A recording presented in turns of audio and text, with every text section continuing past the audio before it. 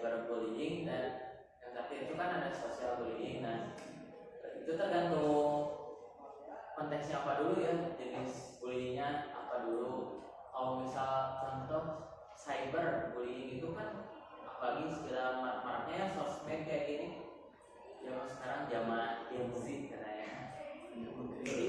Ya jaringan tuh mantap kemana-mana. Bukan beda ya zamannya sama dulu gitu.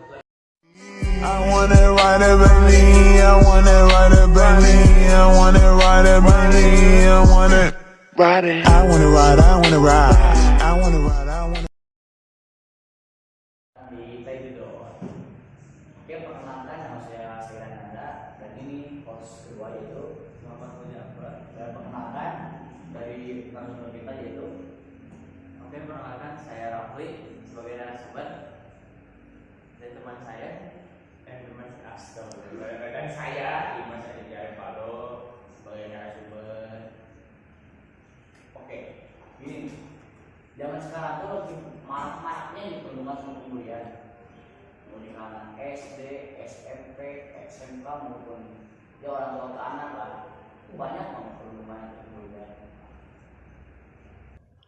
Gimana sih tanggapan Raffi dan Dimas tentang perlindungan ini yang terjadi di berbagai kalangan usia? Oke. Kalau menurut saya nih ya, melihat anak-anak zaman sekarang kayak membuli kayak gitu seperti sudah tradisi kebiasaan. Saya itu kan emang pada dasarnya kurang baik ya, di perilaku diterapkan pada apalagi masih anak pelajar kayak gitu.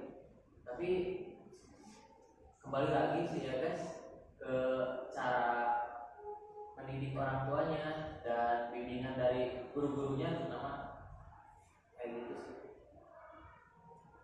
Jadi pola asuhnya lah ya kepada anak-anaknya, jadi contoh yang baik dari jadi contoh yang baik itu seperti apa dan itu menerapkan.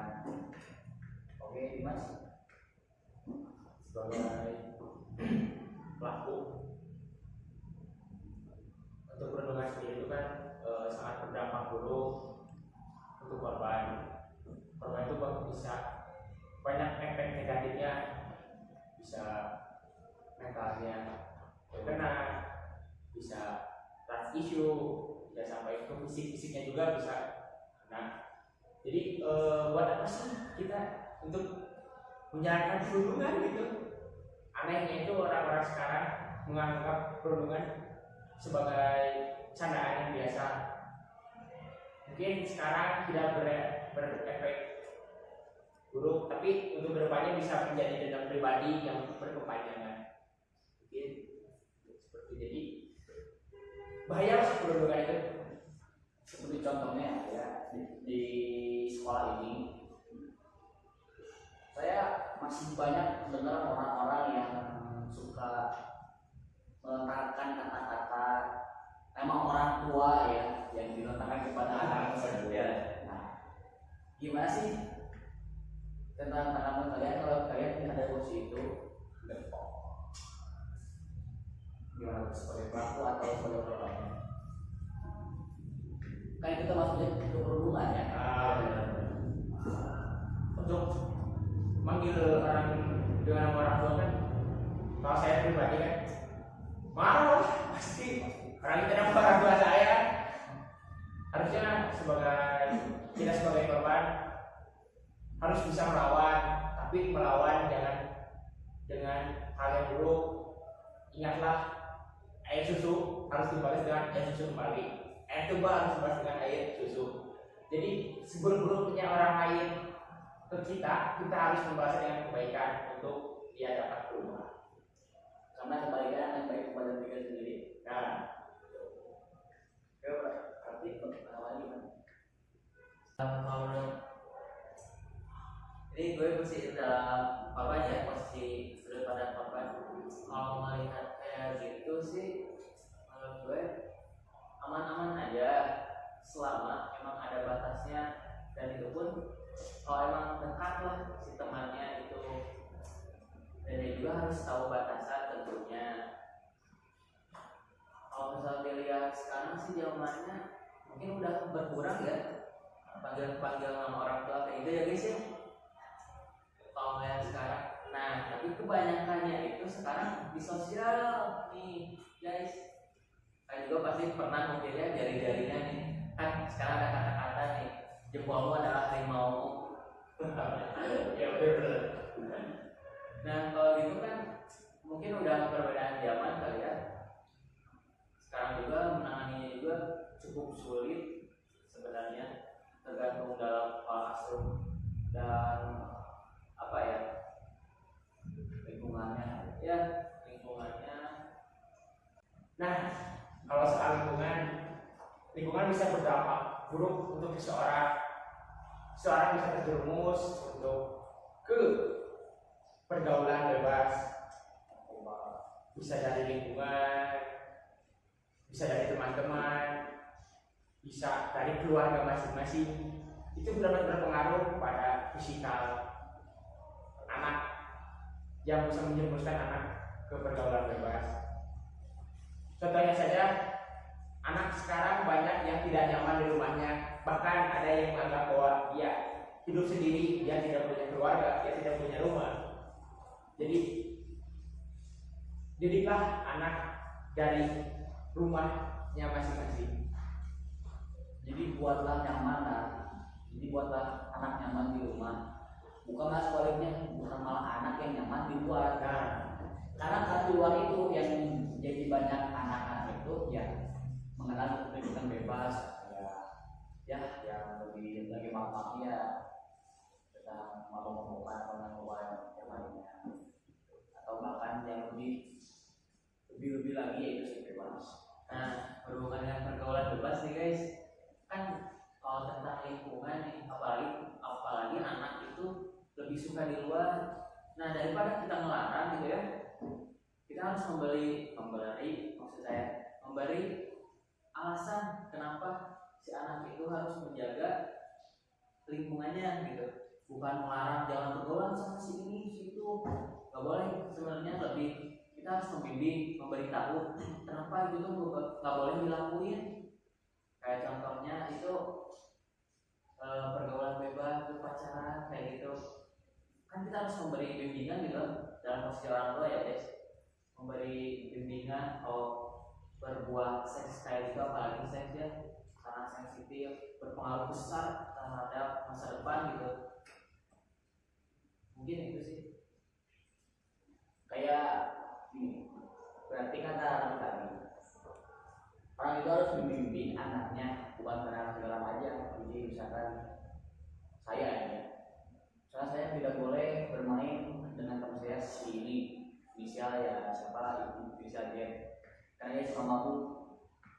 Orang tua tuh langsung bilang aja, nggak boleh main sama ini, kan kita nggak tahu alasannya apa nih. Ya, orang tua tuh harus bimbing dulu, kasih tahu dulu, biar anak itu bukan menjauhi tapi malah makin ngelawan gitu. Maksudnya dibimbing dulu, dikasih tahu kenapa dimainkan anaknya. Itu ini buat para orang tua ya. sekarang pergaulan bebas bukan dari keluarga, tapi mungkin bisa ditingkatkan imannya. Jika iman kuat, tidak akan terjerumus ke dalam hal yang negatif. Iman bisa tumbuh dari keluarga, bisa ngaji bareng, bisa sholat berjamaah, bisa mendengar ceramah-ceramah di YouTube. Jadi semua itu bisa kita atasi, kita bisa cari dengan iman yang kuat, dengan mendekatkan diri kepada Allah Subhanahu wa Ta'ala untuk yang Islam. Mungkin bisa mendekatkan diri kepada Tuhan masing-masing. Betul?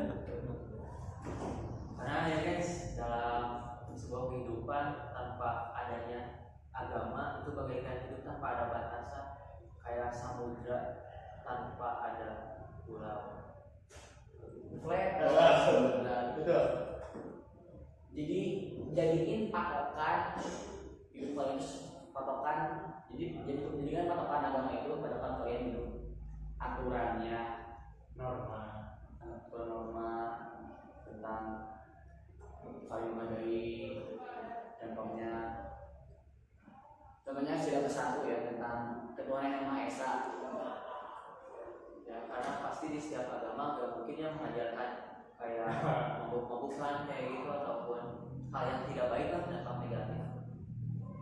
semua agama itu baik. Tujuan semua agama itu sama, mendapatkan ridho Allah Subhanahu wa taala, tapi menggunakan cara yang berbeda-beda. Dalam agama Islam kita dilarang untuk mendekati zina, bukan melakukan zina. Mendekati zina aja kita dilarang melakukannya. Minum khamr, minum narkoba. Sebenarnya kita dilarang, tapi mungkin kembali lagi ke keluarga yang kurang edukasi kepada anak-anaknya. Terus anak-anaknya terjerumus ke pergaulan bebas di luar. Kan sebagai sekolah terbaik itu dari keluarganya masing-masing. Jadi mungkin untuk keluarga kita di rumah bisa kita dekatkan kembali lah anak-anak kita, bisa berkumpul kembali, sharing-sharing, terbuka. Jadi dapat mengurangi lah risiko pergaulan bebas itu. Buatlah anak nyaman untuk di rumah. Oke, baik topik kan tadi tentang Islam ini ya maksudnya. Kan saya dengan sama nih. Allah menciptakan seorang atau manusia dengan bentuk yang sempurna. Nah, kenapa sih ada aja orang yang suka menghina atau membuli atau merendahkan seorang yang bahkan Allah sudah menciptakan manusia itu dengan sempurna mungkin. Dalam Al-Quran disebutkan dalam surat Laqad khalaqnal insana fi ahsani taqwim. Sesungguhnya Allah menciptakan manusia dengan sebaik-baiknya.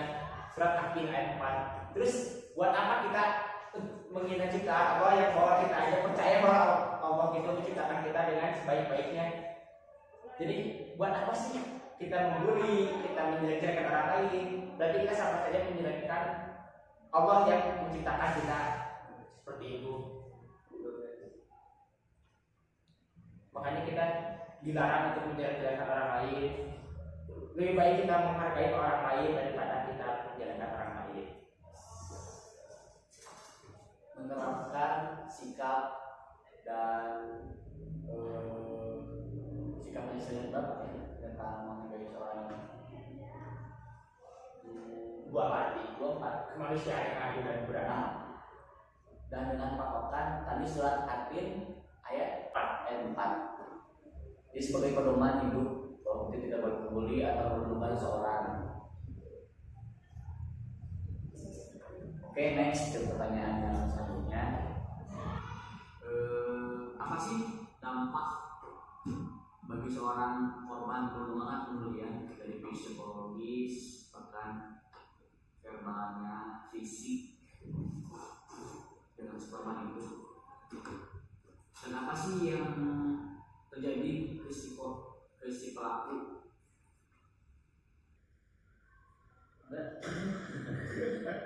Kalau menurut saya sendiri sih melihat korban bully itu, tapi tergantung pembuliannya dalam apa ya, konteks apa. Ada beberapa macam pembulian ya, ada verbal, fisikal, yang tidak ada cyberbullying, dan yang terakhir itu kan ada social bullying. Nah, itu tergantung konteksnya apa dulu ya, jenis bullyingnya apa dulu. Kalau misal contoh cyberbullying itu kan apalagi segala marak-maraknya ya sosmed kayak gini. Zaman sekarang zaman Gen Z katanya. Ya, jarinya tuh mantap kemana-mana. Bukan beda ya zamannya sama dulu gitu. Lebih ke kata-kata, sekarang mah jarinya guys. Kalau misalnya cyberbullying sih lihat-lihat ya dari sudut pandang saya gitu, dampaknya lumayan berat sih. Banyak gitu, apalagi yang viral-viral ya guys, banyak gitu di TikTok gitu ya, Atau Instagram ya banyak kayak kasus ada yang gantung diri, bahkan dampak yang paling berat sampai bergantung nyawa gitu ya. Terus ada dampak yang lain kayak membuat dia tidak percaya diri dengan fisiknya sendiri. Terus ada yang mungkin jadi tidak mau keluar karena malu akan fisiknya tersendiri itu. trust issue lah. Ya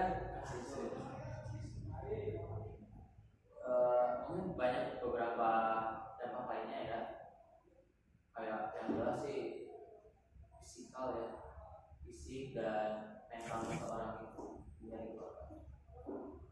Padahal negara udah melarang, udah ada undang-undangnya mengatur anak.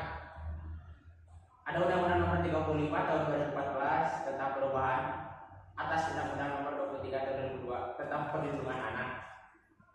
Di situ bisa kita baca dengan lengkap penjara minimal 1 tahun untuk pemulihan berupa pemulihan fisik, pencemaran nama baik, itu bisa melanggar Undang-Undang KUHP. Jadi buat apa sih kita membuli orang lain kalau emang hasilnya bakal negatif lagi. Jadi oke lah, kita sekarang saling menghargai untuk generasi Z yang duluan.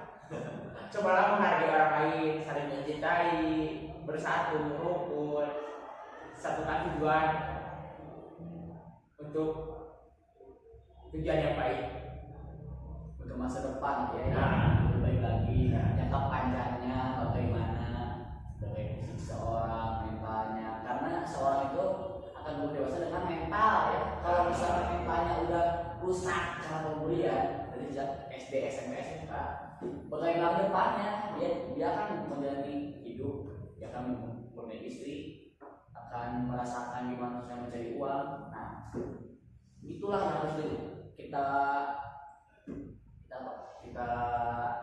batasi lah semua itu, atau bahkan dikurangi atau bahkan ditiadakan. yang harus kita pikirkan bukan hari ini atau besok, tapi hari ke depannya. Nah, jangan di mana tapi kemana. Sudah itu bersatu kita teguh, bercerai kita teguh.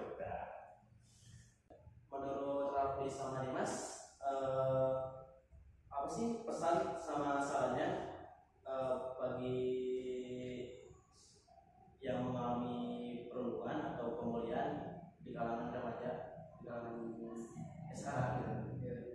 Kalau menurut saya ya, yang saran gitu, saran saya untuk orang tua nih khususnya dan guru-guru nih yang mendidik anak-anak dari sejak masa pendidikan pertama gitu, terus ke SD, SMP maupun SMA, sederajat, itu harus lebih mendidik dan mengedukasi gitu ya, karena seorang anak itu pasti perlu bimbingan dari orang tua ataupun guru-gurunya, dan si anak juga bukan hanya dilarang, tapi kita harus sebagai posisi orang tua harus memberitahunya kenapa hal itu tidak boleh dilakukan dan apa efek sampingnya untuk dirinya sendiri. Dan untuk pemerintah, tolong buat lebih perhatikan anak-anak untuk generasi emas 2045. Merdeka. Dimas, Mungkin dari saya cukup pendek ya untuk korban yang sudah terbuli. Jadi karena itu sebagai motivasi kalian untuk menjadi lebih kuat. Jadi karena bulan itu sebagai pengalaman kalian, Motivasi lah ya. nah tetap doakan yang baik-baik saja, doakan untuk dia berubah. Cukup di kita sebagai korban yang jadikan orang lain sebagai korban barunya. Untuk yang pelaku, semoga kalian cepat berubah. amin. Gitu. Karena nanti makin kesini makin banyak lagi. Berhenti. Harus cari akarnya dulu nih. Nah, gimana akarnya? Oke, cukup segitu. Oke, terima kasih buat Bima dan Bakti dan Robi sebagai narasumber dan host. Oke, Tedor, kami ucapkan see you